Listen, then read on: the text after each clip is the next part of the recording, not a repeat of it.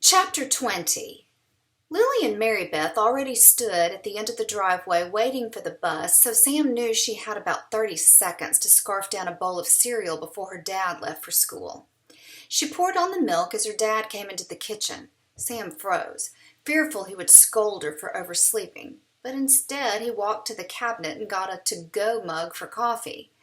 Sam assumed that signaled she had until he made his coffee to eat her cereal. She frantically shoveled in a few bites, then a few more, deciding teeth brushing was overrated anyway. Gum would do. "Ready to go, Sam?" her dad questioned, in a very even tone, no irritation. Good. But Sam risked no eye contact. She couldn't even get out a "sure, Dad," because she noticed. Her mouth fell open at the sight of his swollen and definitely black eye. "Let's go, Sam," he repeated, and she quickly put her bowl in the dishwasher, knowing she would have to scrape off the unrinsed cornflakes if she didn't remember to wash it out better before her mother turned on the dishwasher. After adjusting seatbelts in an awkward wave and moment of silence as Lily and Mary Beth's bus pulled away, Sam bravely asked, "What happened to your eye?"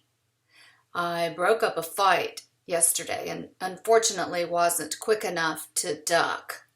"You mean somebody hit you?" Sam could not help but gape, aghast. There were occasional fights at Mansfield. Overall, the kids were pretty good kids at school. Yeah, they partied too much on the weekends, but wasn't that part of being a modern teenager? "Yes, someone hit me, Sam." Her father's voice trailed off, and he stared into space in a strange, far-off way, as if he had wandered down a very unclear and potentially dangerous trail. "Who?"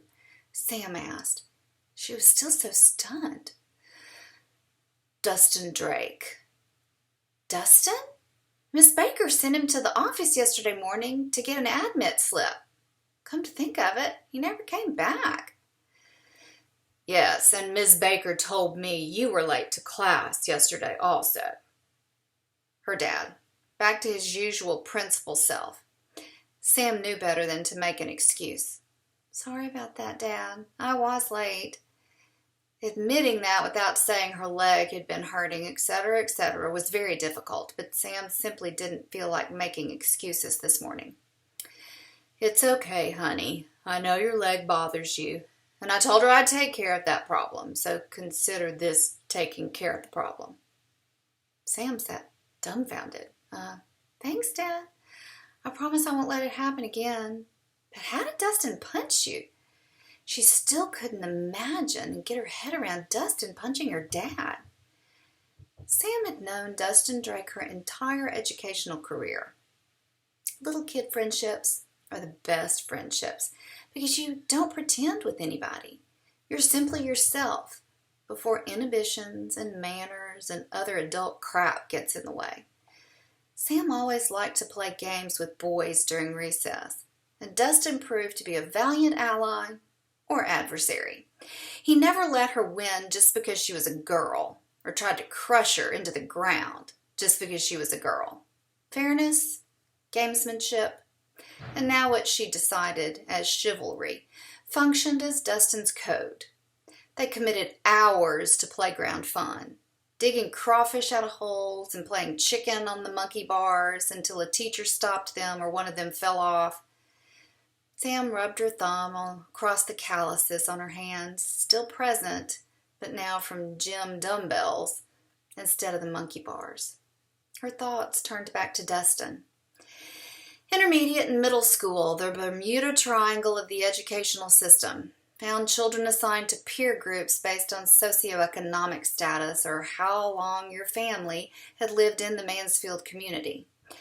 If someone claimed basic middle-class status, like the Flynns, a student could belong to the top of the middle school food chain if their mom and dad boasted a story of Mansfield school system high school sweethearts, like the Flynns. Sam's status circling the popular crowd survived because of her family connections, not because she belonged to the country club or owned a local something or other. Because Dustin was what Sam assumed relatively on the lower end of the socioeconomic ladder, he fended for himself to find his own path. Sam had gotten serious about playing sports, and Dustin tried his best to blend into the lockers, attract no attention. Come to think of it, Sam couldn't really remember seeing Dustin at all in middle school. Then came high school, a totally different ballgame. Every man for himself. Could you even use that expression anymore? Every person for itself? Gosh, life proved so confusing every day. Sam didn't even know what pronouns to call people, so she simply stuck to first names or no names at all. She grunted at people or ignored them altogether, which sadly most people at Mansfield High School had no problem with. The school's enormous size made forming social groups simply a matter of survival. Sam guessed everyone possessed popularity within his or her, their, its own social circle, but the rich old Mansfield family kids thought of themselves as the true preps and allowed rich move-ins who had enough money to wear the right clothes and do the right things to join their little social club. Sam stood on the fringes of the popular crowd based on her association with Aubrey and her so-called family status. If Sam ever did see Dustin now, they simply glanced indifferently at one another. They would smile and speak if the need came about for a random class grouping or something, but never felt it necessary to try to be particularly nice to one another. Other than that, Dustin Drake, a kid she knew by name and face and childhood memories, that was it. Sam had thought little, if any, about Dustin Drake since elementary school. Her father gave a very heavy, deep, sad sigh. Dustin's had a tough year, and the faraway look came back. And Sam had to say, "Red light, Dad!" to make him stop and snap to his senses. "Oh, sorry, honey. I guess my mind's just on Dustin this morning." "Yeah, I hope it is. He gave you a black eye. I hope you expel him." "Sam, that's the last thing I want. That's what I've been thinking about all night, is how to keep this kid in school. Expelling him feels like sentencing him to death row. He's been one of my students for almost 2 years now, and trust me, I've seen a lot of him. I just have a real burden on my heart for this kid, but I don't know how to help him." Sam knew what her dad meant. "Well, what exactly happened, Dad?" Sam didn't really ask the question because she cared about Dustin. She just simply wanted to know what was up with her dad. Apparently, when Dustin left Miss Baker's room, he met Nathan Zorn in the bathroom. I don't know if they were going to smoke or pop pills or what, but the resource officer didn't find anything illegal on him. Mr. Purdy went into the bathroom just by chance and asked the boys what they were doing. They couldn't give him a good answer, so he made them come to his room and he buzzed the office for a vice principal to come get them. When I got there, I had them follow me back to my office. The next thing I knew, I heard this noise behind me. I turned fast, thinking that they were coming at me, but they were pounding on each other. I stepped in between them to break things up, and as you see, Dustin's got a pretty good right hook. "Wow, I didn't even notice last night, Dad. I'm sorry." It's the only thing Sam could think to say. "Well, it didn't look so bad last night, but it's pretty this morning. Your mother tried to put makeup on me." That made them both laugh. Sam imagined her mom, sponge and concealer in hand, chasing her dad around the bathroom. "So why were they fighting? Aren't they friends? I mean, they both hang out in that group." Mr. Flynn knew very well what group Sam was talking about. Over the last few years, more and more kids joined that group. The group to which Sam referred, called emo or goth. Sam pictured them in her mind. They all sat in a certain spot in the cafeteria during lunch. They all wore the same kind of clothes, dark jeans with frayed bottoms because they were too long, and walked on them until they tore. Random death metal or punk rock band t-shirts that always pushed the envelope of dress code but never quite crossed the line. That is, if they could be seen, because they covered them most of the time with a black zip-up hoodie. The hoodies may be plain or have some random graffiti on them. Sam never understood the hoodie thing. They always wore the same hoodie. Every day. Same hoodie. It didn't matter if the outside temperature was 10 degrees or boiled at 100 degrees. They always wore those same dumb hoodies.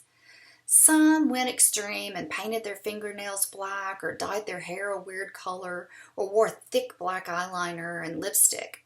Those dress choices usually ended up a principal's office visit, so most of the time they saved their multiple facial piercings and makeup displays for the mall on the weekend.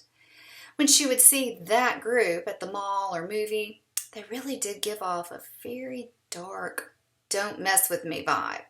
So that's what Sam did. She didn't mess with them. She dismissed them as not quite real human beings, now that she was thinking about it. Some of them already had tattoos, even though they were underage, which went back to Sam's original hypothesis. These were kids that the world had forgotten about.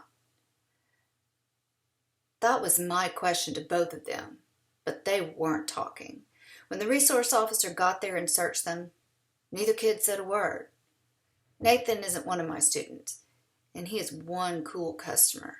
I know he's a troublemaker and probably deals drugs, but he's smart enough that we will never get any proof of my suspicions. I don't know any of his story, and Vice Principal Roberts filled me in a little bit, the little that he knows. I know Dustin punched me in the eye, and I should be mad about it, but I can't keep him out of my heart. God's just given me a burden for this kid, and I think he's really scared of Nathan Zorn. Maybe he's trying to break out of that group, and that was what the fight was about. I just don't know. Sam wanted to know more of the background story on Nathan Zorn and what Dustin had been doing for over the last 2 years to land himself in her dad's office. But Mr. Flynn put the car in park, and she had promised to get to Miss Baker's class on time today. "What's going to happen to Dustin, Dad?" was the one question she could get answered as she hobbled as quickly as she could to keep up with her dad's quick pace. She guessed he was a little later than usual today because he had been patient enough to let her eat some breakfast. They were both suspended for the rest of the week, but I don't think much of anything else will happen. Neither one of them has been in significant trouble this year, until now. Dustin's had some pretty serious attendance issues in the first place, so I don't think Principal Griffin will recommend him for expulsion. We'll just have to wait and see. And that was all Sam knew about the high school version of her childhood playmate until she walked into the cafeteria and spied Steve. "You look like hell," Steve's immediate response. "Thanks, and what's your language?" Sam's retort. "Are you going to tell me what happened to you in Aubrey today, or are you going to keep ducking in the bathroom and avoiding?" "I was deeply hurt." Steve made an elaborate gesture pointing to his broken heart. "Ha ha, very funny," Sam replied. "Now, not now. You probably know more about what happened to me than I do anyway, and I'm not interested in what the rumor mill has to say about me. I want the story on Dustin Drake." "Dustin Drake? You mean the kid that punched your dad's lights out yesterday?" Yes, true to form, Sam knew she could always count on Steve to know all the gossip at Mansfield High School. "Yes, Dustin Drake. We went to Morris together with him, and you had to get a good look at my dad's eye today. It looks awful. I can't believe my dad got punched." And Sam meant that too.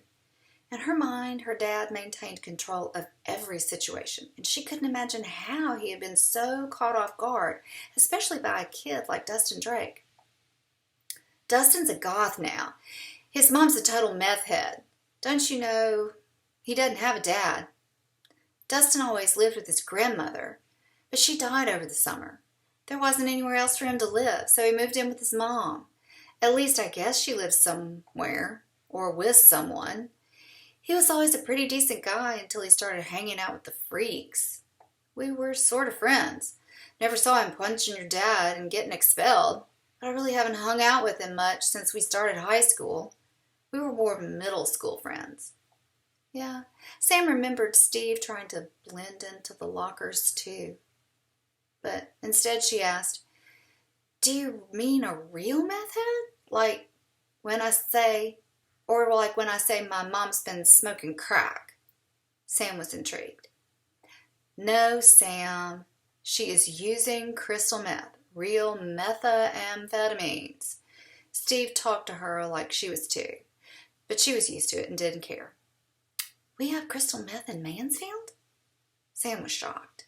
She knew this problem occurred in the world, but not in her world. Steve gave her one of his classic sarcastic "you're an idiot" looks and didn't respond except with, "Let's get you to class. You can't be late to Bad Baker's again." See, he really did know everything that went on at Mansfield High School.